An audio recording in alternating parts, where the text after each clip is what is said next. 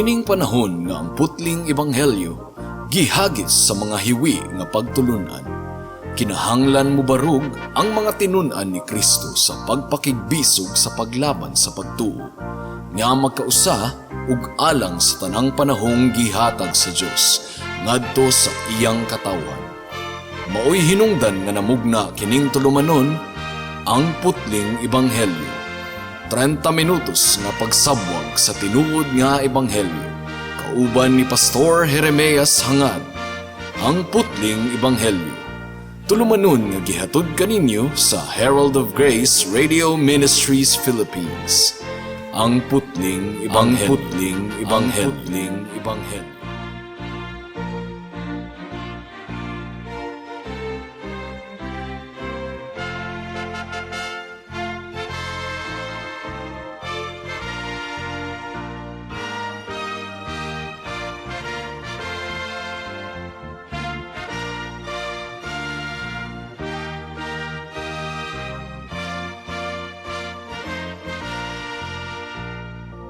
Mayong hapon, Dapitan City, Dipolog City, Zamboanga del Norte, Zamboanga, Sibugay, Misamis Occidental ug kutob sa tanang gidala sa Ginoo sa pagpaminaw niining atong programa nga giuluhan og ang putling ebanghelyo. Kini ang inyong igsuon og higala sa kahanginan si Pastor Jeremias Lauri Hangad sa Herald of Grace Radio Ministries Philippines. Diniyugan sa iglesia nga nag-sponsor ni ining atong programa ang Salitran Covenant Bible Church sa Barangay Salitran, Dakbayan sa Dasmariñas, Probinsya sa Cavite. Ang atong teksto ning takna sa kahaponon makita sa Mga Buhat Kapitulo 21, versikulo 1 hangtod sa 14. Ang giingon diri, nanamilit kami kanila ug unya migikan, midiritso kami glawig paingon sa Kos. Sa pagkasunod nga adlaw miabot kami sa Rodas ug gikan didto mipadayon kami sa Patara. Didto may sakayan nga moadto sa Phoenicia busa na nakay kami. Ug didto na kami sa dapit diin nakita na namo ang Sipre. Milawig kami sa habagatan niini paingon sa Syria. Mikawas kami sa Tiro diin midunggo ang sakayan aron pagdiskarga. Sa nakit-an na namo ang mga magtutuo didto, nagpabilin kami uban kanila sulod sa usa ka semana. Pinaagi sa gahom sa espiritu gisultihan nila si Pablo sa dili pag-adto sa Jerusalem. Sa natapos na ang panahon sa among pagpakig-uban kanila, mipadayon kami sa among panaw. Silang tanan uban sa ilang asawa ug mga anak nanguyog kanamo ngadto sa gawa sa syudad ug didto sa baybayon, nang luhod kaming tanan ug nagampo. Unya na namilit kami sa usag-usa ug misakay sa sakayan samtang sila na mauli. Mipadayon kami sa among panaw gikan sa Tiro ngadto sa Tulimayda. Didto gihimamat namo ang mga kaigsuunan ug nagpabilin kami uban kanila sulod sa usa ka adlaw. Sa pagkasunod adlaw, migikan kami ug miabot sa Caesarea. Miadto kami sa balay ni Felipe nga usa ka ebanghelista ug didto kami miabot. Si Felipe usa sa 7 ka tawo nga gipili didto sa Jerusalem. Siya may 4 ka dalagang anak nga nagpropesiya sa pinadayag sa Dios. Samtang didto kami sulod sa pipila ka adlaw, miabot gikan sa Judea ang usa ka propeta nga si Agabo. Miduol siya kanamo ug gikuha niya ang bakos ni Pablo. Unya gigapos niya sa bakos ang iyang tiil ug kamot ug miingon, mao kini ang gisulti sa Espiritu Santo. Ang tag-iya niining bakusa gapuson sa mga Hudiyo sa Jerusalem sa ingon niining paagiha ug itugyan nila siya ngadto sa mga dili Hudiyo. Sa among pagkadungog niini kami ug ang uban nga didto mihangyo kang Pablo nga dili na lang siya moadto sa Jerusalem. Apan mitubag siya, nganong naghilak man kamo ug naghatag kanakog kaguol. Andam akong mabilanggo ug bisan patyon pa ako didto sa Jerusalem tungod ug alang sa Ginoo nga si Jesus. Dili gayud namo siya kapugngan busa miundang kami sa pagpugong kaniya ug miingon matuman ang pagbuot sa Ginoo. Sa unang pagtanaw, kini nga bahin sa atong pagtuon, murag mahitungod lamang sa mga lugar nga nalabyan ni Pablo sa iyang pagbiyahe. Apan kung atong tutukan og duro, makita nato ang tin-aw nga tema. Unsa man kini nga tema? Nga sa bisan diing dapit si Pablo makalabay niining tungura, adunay mga nagwarning kaniya mahitungod sa peligro nga naghulat kaniya didto sa Jerusalem. Apan si Pablo, mga kahigalaan, bisan pa og kumbinsido siya nga tinuod gayod ang mga warning nga iyang nadawat, tungod kay gikan man kadto sa balaang espiritu, determinado gihapon siya nga mudayon ngadto sa Jerusalem.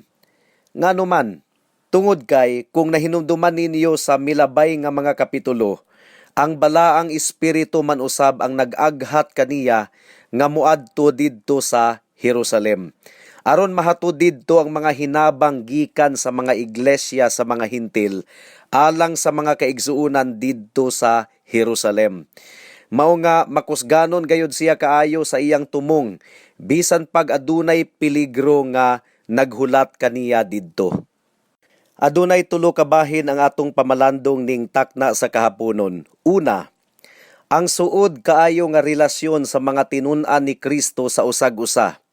Ikaduha, ang nagkalain-laing mga gasa ug katakos nga anaa sa mga tinun-an ni Kristo.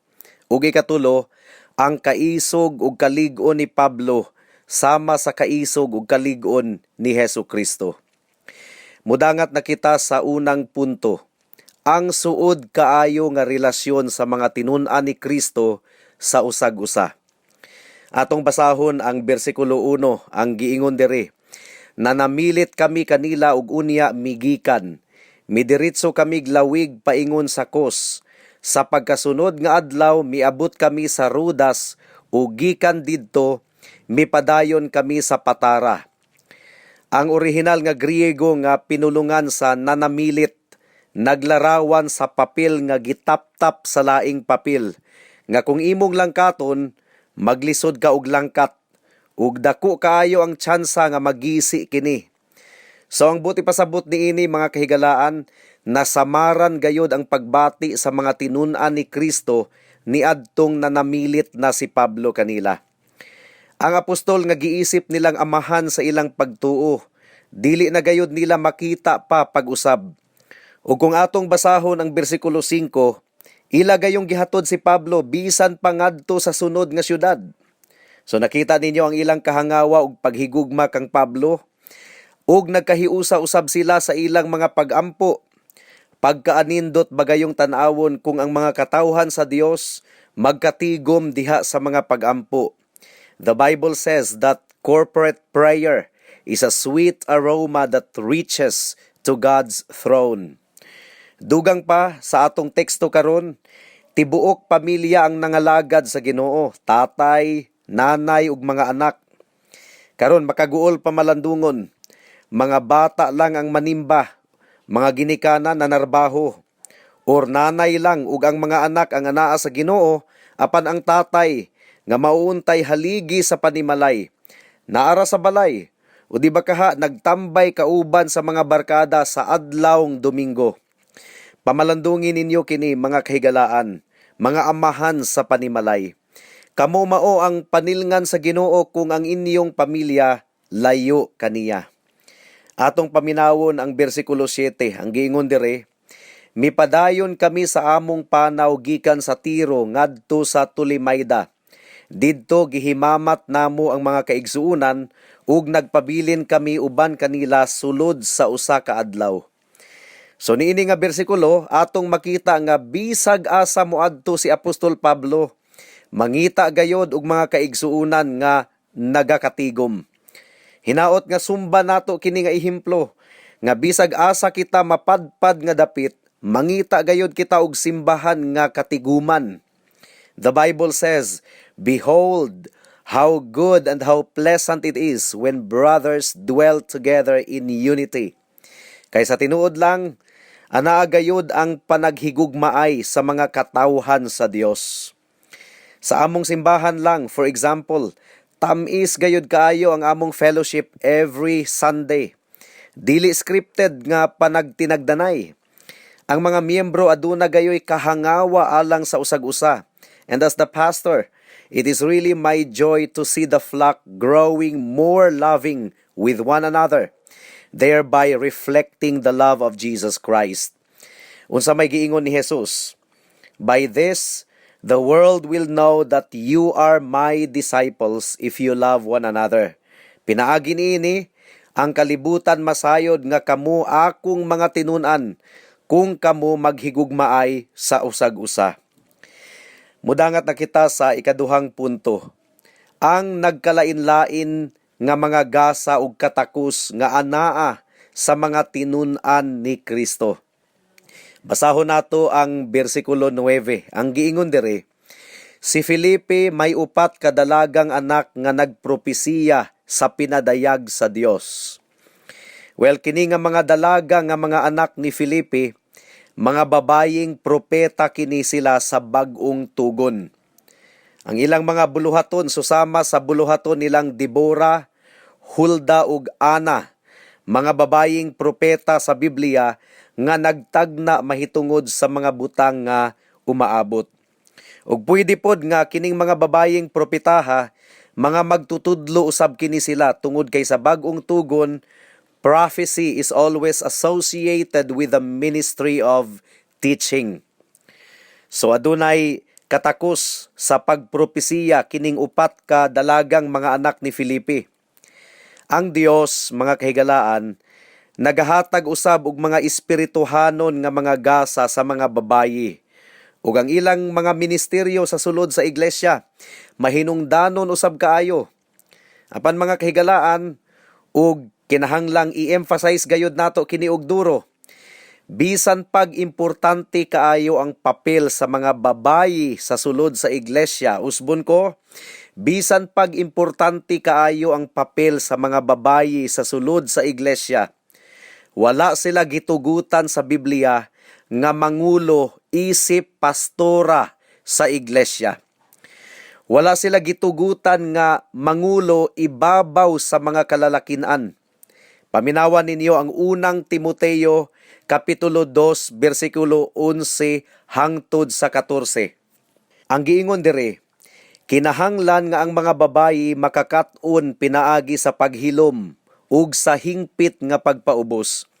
Dili ako mutugot nga ang mga babayi magtudlo o magmando sa mga lalaki. Kay si Adan mao ang unang gihimo ug gisunod si Eva. Ug dili si Adan ang nalimbungan, kundili ang babayi ug siya ang nakalapa sa sugo sa Dios. Adunay mga nangatarungan ani nga bersikulo sa Biblia, mga kahigalaan nga cultural kuno ang explanation niini. Kay sa kultura kuno nila sa una, walay tingog ang mga babayi. Pero mga kahigalaan, dili gayud kini cultural, kundili universal. Nganong nakaingon man ko nga universal kini? Ang gigamit ni Pablo nga ilustrasyon, creation ordinance. Mibalik siya sa sinugdanan gayod ngadto kang Adan ug Eva.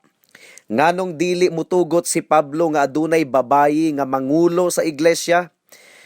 Ang katarungan ni Pablo dili lokal, dili specific culture, kundili universal. Mibalik gayod siya sa sinugdanan ngadto kang Adan ug Eva. Paul did not discuss anything about cultural differences in this chapter. So this is really a general principle that no women should take the role of a pastor in the church of Jesus Christ. Karon niadtong gipaabot sa Dios ang iyang mensahe ngadto kang Pablo. Gigamit niya ang ministeryo ni Agabus ug dili ang ministeryo sa upat ka mga anak nga babayi ni Felipe. Si Agabus mao ang propeta nga nagtagna mahitungod sa kagutom nga natuman sumala sa nahasulat sa Buhat Kapitulo 11, versikulo 27 hangtod sa 30. Kung atong isamarais ang tanang mga nahitabo kang Pablo sa misunod nga mga kapitulo, atong tataw kaayong makita nga tinuod gayod ang panagna ni Agabus, meaning dili siya mini nga propeta. Kung atong basahon ang bersikulo 4, atong makita nga pinaagi sa gahom sa balaang espiritu, gisultihan nila si Pablo sa dili pag-adto sa Jerusalem.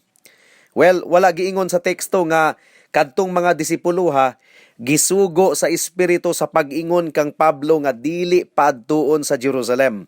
Usbon ko, wala giingon sa atong teksto nga gisugo sa balaang espiritu ang mga kaigsuunan sa pag-ingon kang Pablo nga dili paadtuon sa Jerusalem. Gipadaygan lang sila sa balaang espiritu mahitungod sa pag-antos nga mahiaguman ni Pablo didto sa Jerusalem. O gumikan ni adto nga pagpadayag, isip pagpakita og concern nila kang Pablo or pagpakabana kang Pablo, mahugtanon gayud silang mihangyo nga dili lang moadto si Pablo sa Jerusalem. Apan hugot kaayo ang conviction ni Pablo nga moadto gayud siya sa Jerusalem. Tungod kay aduna siya'y nadawat nga pinadayag sa Ginoo nga wala madawat ni adtong mga disipuluha. Limitado lamang ang gipadayag sa Dios kanila. Ang gipadayag sa Dios kanila nga adunay dili maayong mahitabo kang Pablo sa Jerusalem.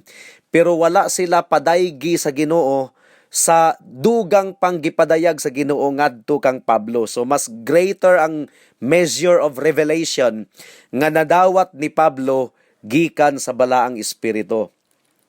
Sumala pa kang Chrysostom, usa ka bantugang magtutudlo sa naunang mga siglo. Ang gasa sa propesiya nga nadawat ni adtong mga disipuluha, kutob lamang sa knowledge o kahibalo. Nasayran lang nila nga dunay dili maayong mahitabo ni Pablo didto sa Jerusalem. Apan wala nila madawat ang wisdom o kaalam nga nagpaluyo sa kahibalo.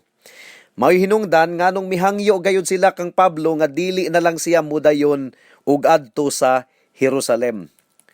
Well, nagpamatuod kini mga kahigalaan nga bisan og susamang balaang espiritu ang naghatag kanila og mga gasa, labing labaw ang balaang espiritu sa pag-decide kung unsa ang matang o unsa ang gidak-on sa gasa nga iyang ihatag sa iyang paghahatagan. Dili di ay pare-pareho ang gasa ug katakos nga madawat sa tanang mga magtutuo. Adunay limitado lamang nga gasa. Sama sa gasa sa kahibalo nga nadawat sa mga disipulo. Ug aduna po'y dako kaayong matang sa gasa, sumala sa nadawat ni Apostol Pablo. Ang balaang espiritu ang adunay katungod nga mo-decide kung unsa ang matang o unsa ang gidak-on sa gasa nga madawat ni bisan kinsa gikan kaniya. Karon ang pangutana, unsa man ang kaalam nga nagpaluyo sa desisyon ni Pablo nga moadto sa Jerusalem? Well, nagtuo ko nga kadto nga mga predictions sa mga kaigsuunan gitugot kadto sa Ginoo aron masulayan ang kaisog ni Pablo. Kung atong basahon ang pagdasig sa Ginoo mismo kang Pablo sa Kapitulo 23, versikulo 11, humana gidakop si Pablo, gibilanggo, gipriso. Paminawan ninyo mga kahigalaan. Ang giingon dire, ni anang pagkagabii, ang Ginoo mitungha tupad kang Pablo, ug miingon, ayaw kahadlok. Ingon nga nagsaksi ka kanako dinhi sa Jerusalem, musaksi ka usab kanako didto sa Roma. So tataw gayod kaayo natong makita nga wala nakasupak si Pablo sa kabubuton sa Dios sa iyang desisyon sa pag-adto sa Jerusalem. Mao nga imbis nga atong akusahan si Pablo nga nagkompromise kuno siya or gahi kuno siya ulo, kinahanglan hinuon nato siyang dayigon gumikan sa iyang kalig-on. Kay ngano man, tungod kay sa pag-adto niya sa Jerusalem, iyang gitahan ang iyang kaugalingon aron masulbad ang pinakadako nga problema sa iglesia nga mao ang nagkagrabi nga panagbahin tali sa legalistic nga mga Hudiyo nga magtutuo ug mga Hintil nga magtutuo kang Kristo. Sukad ni adtong conference nga nahitabo sa Kapitulo 15, wala gayud gihapon na undang ang kontrobersya tali sa mga legalists nga mga Hudiyo nga nagpunay lamang og sunod-sunod kang Pablo aron danihon ang mga tawo ngadto sa ilang hiwi nga pagtulunan. Seryoso kadto nga sitwasyon mga kahigalaan. Ug nasayod si Pablo nga kabahin gayud siya sa kasulbaran ni adtong maong problema. Mao nga makusganon gayud siya sa iyang desisyon nga muadto sa Jerusalem bisan pag namiligro ang iyang kinabuhi sa pagbuhat niya niini. Dala-dala niya ang mga offering, mga hinabang gikan sa mga hintil nga churches para sa mga kaigsuunan nga nagkalisod didto sa Jerusalem. So Paul sought for the unity of Jews and Gentiles in the body of Christ. There should be no division. Mukad to ang kaalam nga nakita ni Apostol Pablo sa iyang desisyon. So klaro gayud kaayo nga mas hataas ang ang sa kaalam nga gihatag sa Dios kang Pablo kaysa sa uban nga mga magtotoo. Mao nga determinado gayud kaayo siya nga mupadayon ngadto sa Jerusalem. Well, sa sulod sa iglesia, mga kaigsuunan, dili usab pari-pareho ang kaalam nga nabatunan sa tanang mga kaigsuunan. Adunay mga hamtong na sa pagtuo ug aduna usab mga puya pa sa ilang espirituhanon nga kinabuhi. Mao nga kinahanglang dili magpanuko ang sibisan kinsa nga mangayo og tambag ug maminaw sa mga wali ug pagpasabot sa mga hamtong nga mga kaigsuunan sa iglesia, sama sa mga pastors ug mga idaran na nga mga miyembro. Well, mudangat na kita sa ikatulong punto, ang kaisog ug kalig-on ni Pablo sama sa kaisog ug kalig-on ni Hesukristo. Makusganon gayud kaayo ang desisyon ni Pablo nga moadto sa Jerusalem. Sa makusganon kaayo nga desisyon ni Pablo nga moadto sa Jerusalem, gisunod lamang niya ang mga lakang ni Hesukristo. Kung atong basahon ang Lucas Kapitulo 9, versikulo 51, nahasulat didto nga makusganon usab si Jesus nga musulod sa Jerusalem. Bisan pag nasayod siya nga pagadakpon siya sa mga iskriba, parisiyo ug saduseyo didto ug pagahukman nga ilansang didto sa cross. Jesus Christ fixed his face firmly to go to Jerusalem. Mao kini ang giingon sa teksto.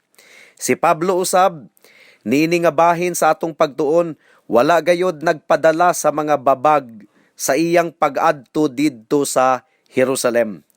Nagtuo ko nga aduna gihapon siya struggle sa iyang kinasuluran. Si Jesus man gani nag-struggle gihapon. Dios na gani siya. Didto sa Garden of Gethsemane nagampo si Jesus, Amahan, kung mahimo unta ipalabay na lang kining kupa sa pag-antos kanako. Apan dili ang akong kabubuton ang matuman, kundili ang imong kabubuton. Ug tungod kay wala man gayud magpadala si Pablo sa ilang pag-discourage kaniya nga muadto sa Jerusalem, ang ilang gibuhat sa bersikulo 14 mao ang pagtugyan nila kang Pablo sa kabubuton sa Dios. Nagampo og nangaliw po sila alang kang Pablo. Ug ingon gayud unta niini ang attitude sa mga Kristohanon, mga kaigsuunan. Dili sa tanang higayon ang mga butang ilalom sa atong pagkontrolar. Apan ang Dios ang nagkontrolar sa tanang mga butang.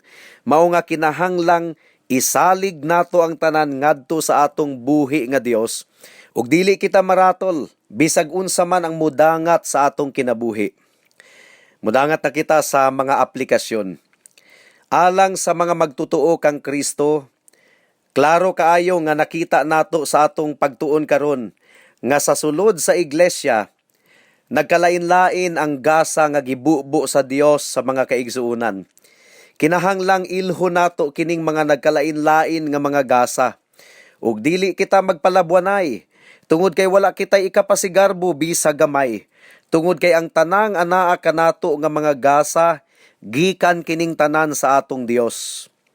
Daghang mga gifted people inside the church nga nahagba tungod kay natugkan og garbo ang ilang kasing-kasing, gumikan sa mga gasa nga ilang nabatunan. Imbis nga himayaon nila ang Dios tungod sa mga gasa nga iyang gipahulam kanila, ila naman hinuong gibayaw ang ilang kaugalingon.